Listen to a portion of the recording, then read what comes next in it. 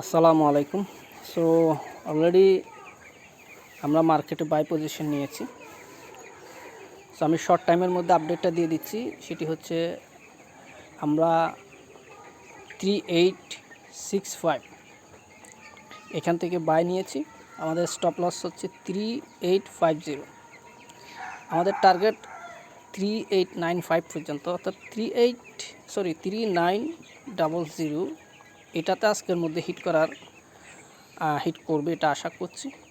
So almost 1:3 আমাদের target. আমরা হয়তো 1:1 টু এটা মার্কেটে মোমেন্টাম দেখে আমরা মার্কেট থেকে প্রফিট নিয়ে এক্সিট হতে পারি, আদারওয়াইজ এটা আমাদের অপোজিট যেতে পারে, সেক্ষেত্রে আমরা এসএলটাকে মেনে নিব। সো আজকেও আমরা আশা করছি মার্কেট উপরের দিকে যাবে। সেক্ষেত্রে এই মুহূর্তে আমরা বায়ার, আমরা বাই পজিশন নিয়েছি। বাট আমি বলবো না যে আমি বাই নিয়েছি বলে আপনি বাই করেন। আপনারা নিজের অ্যানালাইসিসকে প্রাধান্য দিবেন, কারণ টাকাটা আপনার, লস হলে আপনার হবে, আপনার লসের দায়ভার আমি নিব না। সো সেক্ষেত্রে আপনার অ্যানালাইসিস আমার অ্যানালাইসিসের সাথে যদি মিলে যায়, সেক্ষেত্রে আমাকে ফলো করতে পারেন, আদারওয়াইজ চোখ বন্ধ করে আমাকে ফলো করে আপনার টাকা লস করবেন না।